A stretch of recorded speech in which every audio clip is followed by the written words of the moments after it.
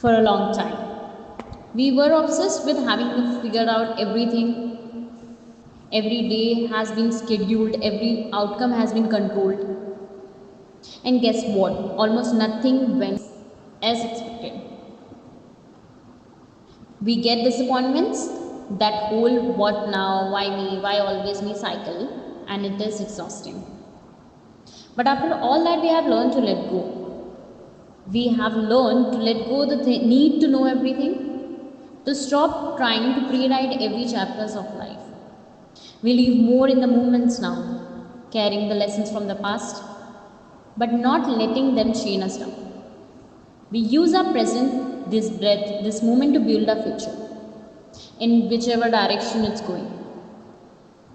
Yes, today we are going to talk about let to go, the power of release and action. Have you ever wanted something so badly, so deeply that you could feel it in your bones, like lying on the bed at night and playing out every detail in your head, imagining exactly how it could feel when it's gonna finally happen? And we all have been through. And yet somehow, the more we chase it, the further away it seems to get. It's like the harder we try to hold on, the more it slips away, and that's frustrating. We have been taught that if we just push harder, work more, plan better, we can force things to happen. But does that really happen? Letting go is often misunderstood. It sounds like giving up. Letting go is one of the most active, brave choice we can make.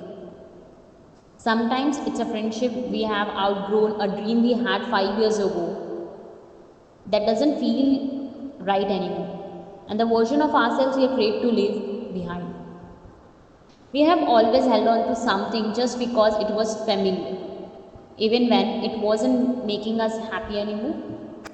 It's making space for the right things to come in, the ones that match who we are becoming, not who we used to be. Most of the things we have tried to pre-plan, the ones mapped out down to the minutes, and they don't go as per plan. We thought this is it and this is how we are going to plan it, and it will work like this and this is the outcome we'll receive. But nah, it won't work like that. And honestly, with a lot of bruises, we started to learn something. Maybe those broken plans weren't failure. Maybe they were just a redirection for us. And it took a long time because we were obsessed with everything figured out. Everything was scheduled. Every outcome was controlled. And nothing went as expected. And then we get disappointments. We are shattered. And then there are many questions like what now, why me, why always cycle? And that's exhausting. But after all that, we have learned to let go. Let go the things, to know everything, to stop trying to pre-write every chapter of our life. And now we live in the moments. But let's not confuse letting go with standing still. Once we create a space, we got to move. Letting go opens the door, but we have to got to step through it. Action it what takes it forward. Even if it's small, even if it's shaky. We don't have to know the entire path. We just need to take the next step.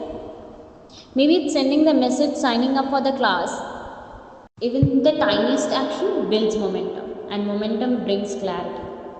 We don't need all of those answers, we just need to move with an intention, with a heart, because staying still in the fear won't bring a life we want. But choosing a moment, even in uncertainty, can change everything. You know what else we sometimes need to let go of? The story we have been telling ourselves. Stories like I'm not enough, it's too late for me, not every works work out for me, I'll mess it up like I always do. These stories are like background noise in our mind, always running, always whispering doubts. But here's the truth. Those stories, they are not facts, they are not habit. Script we have memorized. And we are allowed to rewrite them. We have carried these narratives for too long. They have kept us small, safe, and stuff. But we are not those stories anymore. We have grown, we have learned, we have survived. Things once we used to think that this is not gonna change. We are allowed to change the narrative. We choose a different ending to become someone new.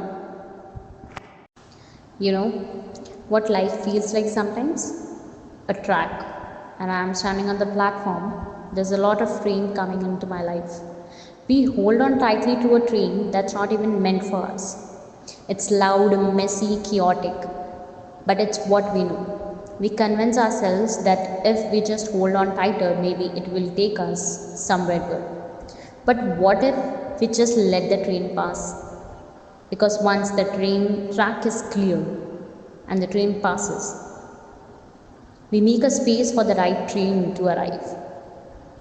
Once that is aligned with who we are becoming, one that feels like peace, not a pressure. The tracks need to be empty to welcome something better, and we can't receive what next we are clinging to what's gone. So let's ask ourselves right here, right now, what are we still holding on? That's holding us back. Maybe it's a relationship, maybe it's a fear, maybe it's a version of a success that no longer fits who we are. Whatever it is, we don't have to carry it anymore. Letting go is forgetting, it's honoring what got us here, choosing not to let it define where we are going.